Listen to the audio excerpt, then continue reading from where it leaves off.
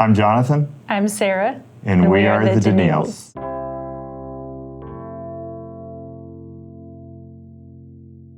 I design and sell electronics, so everything from a home theater to audio and video systems for churches. And I am a physical therapist with Carl. I don't work in the field anymore. I do work in the office and more doing education with staff to help with our documentation process and kind of the behind the scenes. So our business really started helping residential customers mostly. So we were in people's homes. But about 5 years ago, I had the opportunity to actually take over my business. And one of the things I wanted to do was expand it to help churches, especially get equipment that they maybe couldn't afford before, help them with designs to get quality gear. And that's one thing that we've been able to do during COVID and the pandemic is that churches are looking for gear to help reach their congregation and people that don't know Jesus.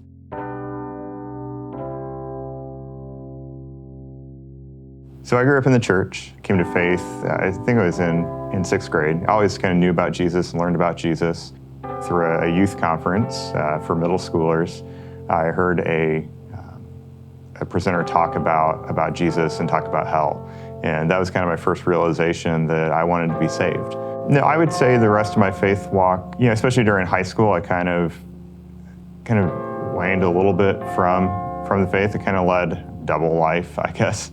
I was a good church kid, but I had some other friends that weren't so churchy and it kind of pulled me away a little bit. But after high school, I decided to go to a Christian college and there really kind of made the Christian faith my own for the first time. So my experience with church is pretty similar to Jonathan's. I grew up in the church. Similar story too about how I actually decided to accept Jesus and to be baptized was when I was in the 7th grade and went to a conference as well. Had the kind of fire and brimstone talk that honestly at the time just scared me more than anything else, probably when I look back. But it is what made me decide, I need to take this a little bit more seriously. I think it was also when I went to college though that it was, I was on my own and really had to make it my own, had to get myself up on Sunday morning. And I think that's probably when I realized it really was a priority to me and not just what I did.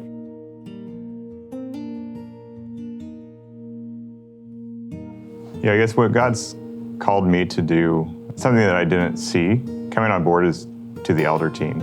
My first thought when I was asked was, I'm way too young for this. That's supposed to be for the older guys. But apparently, some other people had some ideas and started coming to the elder on-ramps, learning some more. And then really right about a year ago now, started attending some of the elder meetings. And that's really my next step of faith is being able to be a leader here at First and help through, especially this amazing year of challenge and leading the church in a direction that Jesus would have us to be, and making sure we're staying the course and staying on track. And I'm excited to do that. I would say for me, my focus, at least right now, with where God is working, where He's leading us, is for me as a mother, the challenges that presents. Our kids are both adopted, which brings a unique set of just parenting challenges, I would say. And so being able to help our kids through those things and help myself grow as I'm learning about how to help them. I learn about my own baggage that we all have as well. God has used a ministry that's even offered here at the church and nationwide with Empowered to Connect, and just learning how to connect with kids from trauma. And I feel like that's really where my focus is and where I feel like the most connected to God, where I feel like He speaks to me the most.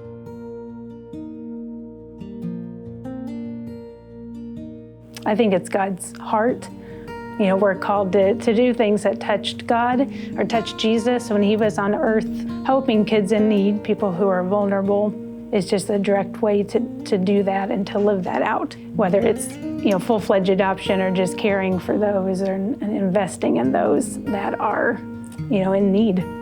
And the way that we're changed through those experiences as well. It's kind of like anything we do to help someone else. We're often blessed in our own ways too. So I think it's kind of a full circle. God has such a sense of humor that I think it's important for us to remember all the time.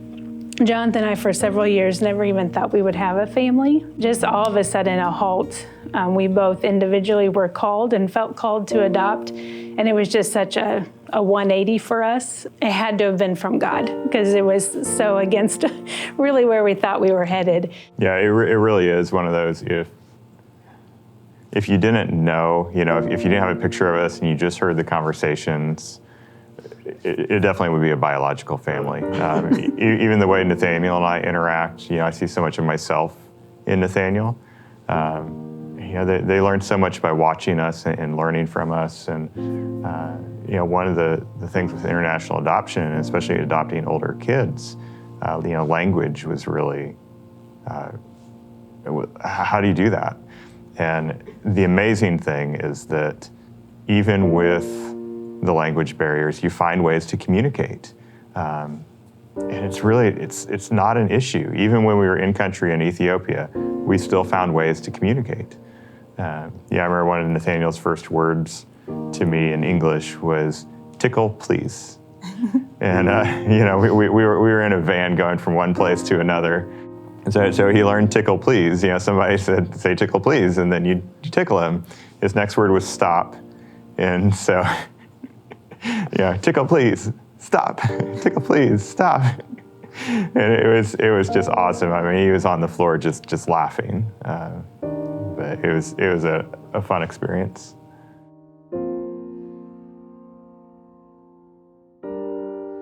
So we had somebody talk to us about adopting an older kids and what that was like, and because we thought we were going to adopt infants and grow them up from a baby. And by the time we changed our age request, literally it was the next day.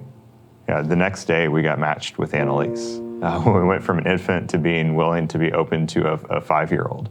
And it was just an amazing experience. We were just fast-tracked, and I think God was probably just laughing, saying, "Well, I've had this girl here waiting for you. What took you so long to change your age?" Really, so tell people that are considering adoption, there's lots of kids out there. If you're considering adoption, consider an older kid. A phrase that stuck with me is just that God does not call the equipped, but he equips the called. And I just remember, just how much comfort you find in that you don't have to be fully ready. Honestly, if you're doing things you're fully ready for, you're not relying on God. And that's what we're called to do. So we are the Deneals, and this is our story.